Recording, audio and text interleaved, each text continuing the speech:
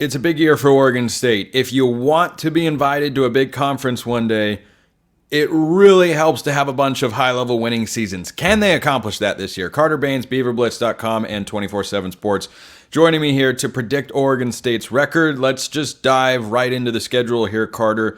Idaho State, week 1 at home. Check, that is a win. Week 2 at San Diego State. Sean Lewis's team is interesting.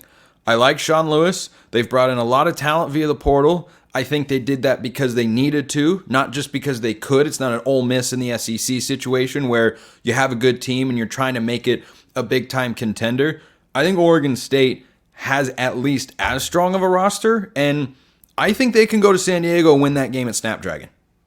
Yeah, I think the Aztecs are probably a year away from being a factor in the Mountain West race. And, if you put Oregon State into a hypothetical Mountain West race, which obviously, they're playing Mountain West teams this year largely, but not eligible for the title. I think Oregon State's probably in that upper tier. San Diego State, I think, gets there pretty quickly under Sean Lewis, but he's got a lot of work to do. And I just don't see it being this year, but on the road, it's tricky, but I think it's one that Oregon State wins.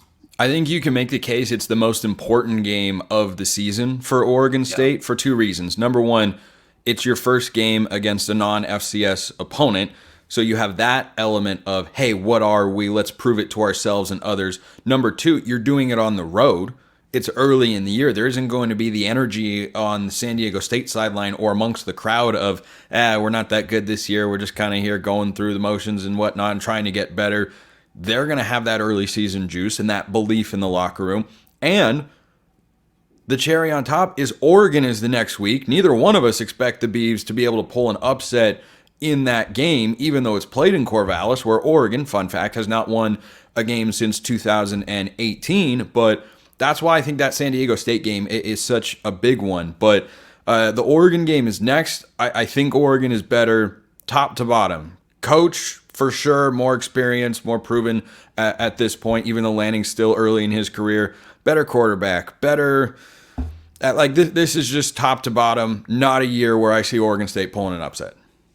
Yeah, I think the San Diego State game will be a good barometer for how Oregon State can compete in this one. Because if the Beavers lose on the road at San Diego State, I think you could see the line for this game against Oregon getting a little out of control. And I think right now, preseason, it's about 3 touchdowns, right? Around 20 to 20 and a half is where I've seen it. Yeah, I think that's about right. The Reeser element certainly helps. But this is not the same Oregon State team that has dominated at Reeser the last couple of years. Reeser's worth a few points for sure. But Oregon's going to be the better team at just about every position, if not every position. It's a stacked roster. Lanning's got all the momentum in the world. I think you will see the gap between these two programs grow as long as Oregon State's not in the power conference. And unfortunately for the Beavers, that's going to start this year. I don't see them being particularly competitive in this game.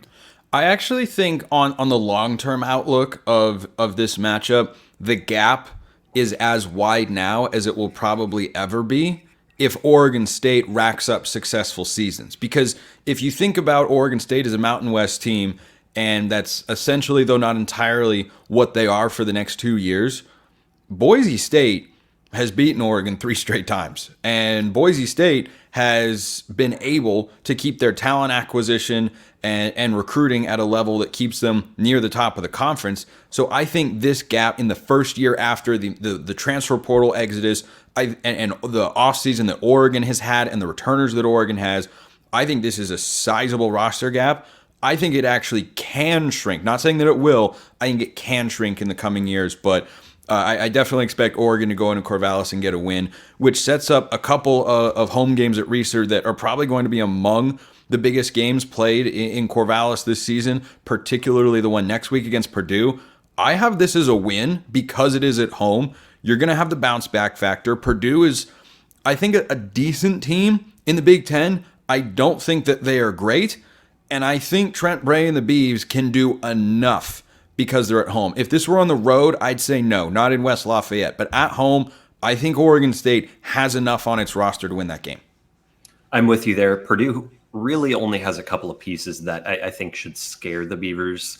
Defensively, there's a couple of guys there that are in the upper tier of the Big Ten as far as positional rankings go. And then Hudson Card's a pretty good quarterback who's proven. Solid. I just don't think that there's enough on the Purdue roster to cause Oregon State problems across the board in Research Stadium. I mean, Oregon State's, it's not like the Beavers are falling off a cliff. We're expecting this team to be competitive enough against like lower tier power conference competition, upper tier group of five that, this is probably a coin toss winnable game for the Beavers. And I give them the edge here just because it's, like you said, at home. And they've got some sort of familiarity with this Purdue program. Both teams are vastly different than they were a couple of years ago, but it's not unfamiliar territory for the Beavers. And it's, I think, one that the program should expect to win and probably needs to win, frankly, if it wants to remain relevant in a power conference world. Like if you can't beat the basement teams in this echelon that you're trying to get to, this group of FBS that you want to be in, like your argument isn't as strong, obviously. So I think the urgency should really be there for a game like this one.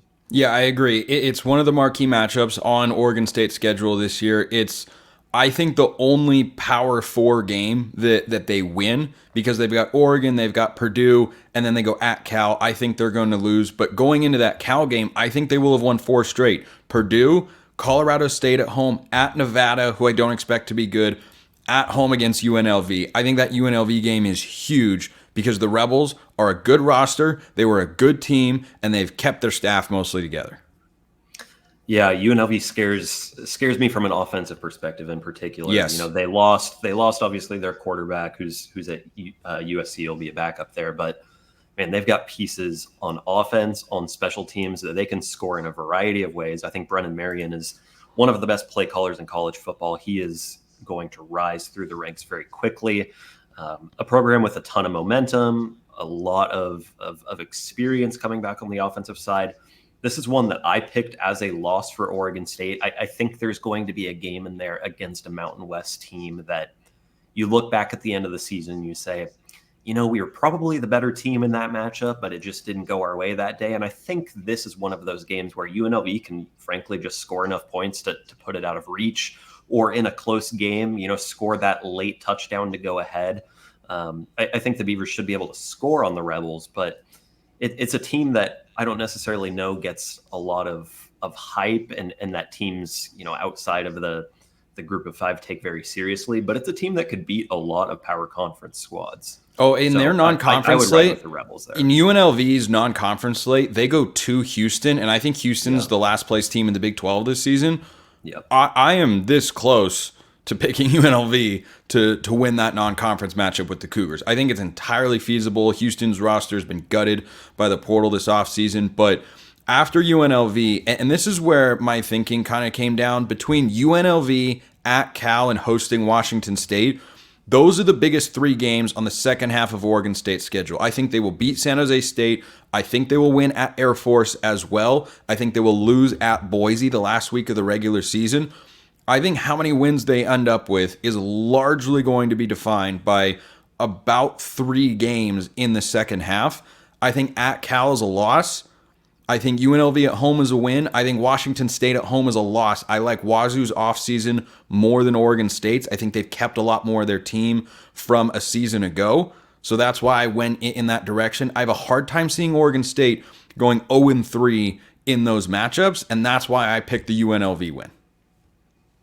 Yeah, I like that. I went loss at Air Force, and I could really easily be talked out of that one because Air Force lost so much from the last team, and they look can't at what add. Calhoun has done there. Yeah, they're very high floor. Perspective. They're very high floor. They have had a tendency, though, to start hot and not end quite as strongly. If that game were early in the year, I might be more worried, but I think Oregon State can get that done. Because you talk about the ground game that Air Force is going to have, Oregon State's going to run the football. I think they can match the ground game and play a little bit of ball control, but I also think that Air Force defense, while it has been potent over the years, I think Oregon State's offense will give them enough trouble. Yeah, this is the spot that, I think this is the difference in our win projections, because we're 1 win away from being identical here, and this is the game that obviously it's one that we disagree on. And like I said, I could really go either way just because, I mean, Air Force, like I said, lost just about all of its production from last year, but it's a school that's so unique in that, recruiting basically isn't a thing for service academies. You kind of just make the best with what you have. And that's something that program has done a really, really nice job of for a very long time. And obviously we've seen that in the last couple of years lead to top 25 appearances, to really nice bowl games, to Mountain West competition there at the top, being in the title race. Like, I think this is a program that, just because they lose a quarterback and 17 running backs and a Joe Moore Award contending offensive line, like, it's a program that, even though recruiting isn't really a thing, they can just reload and do the same thing the next year because that scheme is so transferable from one roster to the next. And it's one that obviously Oregon State won't have seen all season. And you go up to Colorado Springs, and that's a tough environment to play. You're at altitude. Crazy things happen there in that environment. Like, I could just see that one getting away from the Beavers. And again, being one where at the end of the year you say Oregon State was a better team, but there were just a few factors there that didn't go the Beavers' way, and it was a tough one, and Air Force snuck it out. I've got Oregon State starting hot, 6-1. I think they go 2-3 down the stretch with losses at Cal, hosting Washington State, and going at Boise State. I've got them 8-4, and you've got them 7-5. Any final thought on that record prediction? No, I think, like you said, it comes down to just a couple of games, whether Oregon State's pushing for an 8-9 win season or disappointing with 5-6, battling to be bowl eligible. Vegas sets the win total. I believe at last check it was still at 7.5. Yep, 7.5.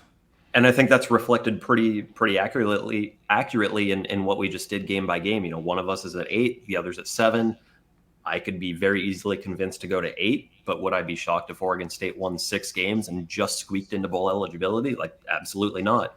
I think there are so many uncertainties with this team, especially offensively, that it is so hard to pick a lot of these coin flip games with much certainty because, I mean, there's a 3-man quarterback battle and the season starts in less than a month. Like, it is really hard to pick coin flip games when you have that many questions at key positions. And I think that's why you could see the season go in a number of directions. But I do like the 7-8 range as kind of being okay, I feel comfortable with this. Carter Bahns, Beaver Blitz 24/7 Sports. Carter, appreciate the time. Thanks as always. Appreciate everyone listening. I will see you next time. And until then, hope you have a wonderful rest of your day.